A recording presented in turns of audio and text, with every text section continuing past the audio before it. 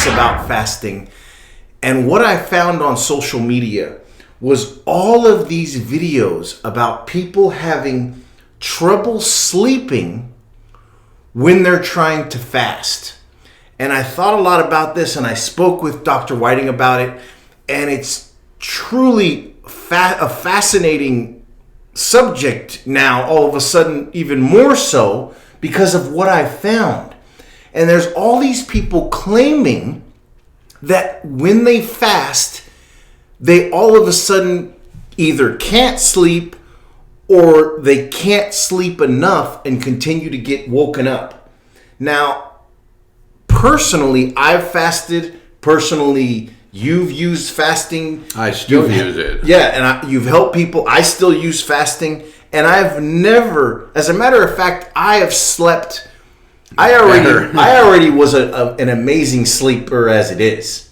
But after fasting, I became an award-winning sleeper. Yeah. So it confuses me. And go ahead and tell them what your thoughts are on it. Well, here's the deal.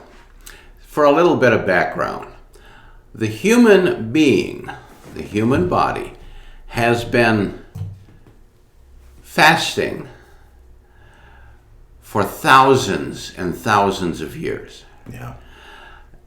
Not so much for any other reason than necessity. Our ancestors were hunters, gatherers. They were, when they shot game, everybody ate. And when they didn't shoot game, nobody ate. And that's just the way life was. There was no refrigeration. There was no knowledge of how to preserve anything. And so they ate and ate and ate, and then they didn't eat. And so genetically, we are naturally predisposed to a fasting cycle. Now, that having been said, fast forward to today. And our modern society and our hedonistic self-gratification society. Yeah. And let's say, for example, when our ancestors fasted, they ate meat, grains, fruits, berries, so on. Today, when we fast, we eat the same crap that we did when we weren't fasting. Yeah. Now, you can't fast for 12 hours. Well, 12 hours isn't fasting. Come on. We all go to bed at 10 o'clock and we all get up at 6 or 7. That's darn near 12 hours already. Yeah. And nobody seems to have trouble sleeping. But then we push it to 16 or 18 hours, so forth. I personally fast 24 hours at a time, except on Saturday and Sunday. So 5 days a week, I eat one meal every 24 hours. And my blood sugar, my blood pressure, my ability to sleep has all improved dramatically. So why are these people having trouble sleeping? Why are they irritable when they fast? Well, it all comes down to a common denominator, and that is the junk food diet. You can't have a window of eating. Let's say you have a 2-hour window or a 4-hour window, and some programs even have an 8-hour window per day. Well, you can't fill that window with garbage because the fasting is not going to overcome that degree of dietary offense and abuse. And so rather than using our fasting as a tool towards better health, towards weight management, which, by the way, it's very effective for, we use it and expect it to do everything. We expect it to eradicate all our dietary sins, allow us to eat whatever we want, drink whatever we want, and just because we're fasting, we're going to be healthy. Yeah. Not true. Not true at all. But if people were to eat decent, eat healthy during the non-fasting period, they likely would not have all of these other problems because the majority of problems comes from fluctuating blood sugar. Yeah. And when you eat garbage full of sugar and refined carbohydrates and then don't eat anything for 12 or 14 or 16 or 18 hours, what do you suppose is going to happen to your blood sugar? Yeah. It's going to take a dive. And that's going to stop you from sleeping. Exactly.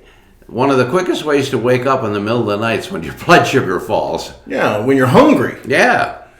So in layman's terms, what you're saying is what I found out.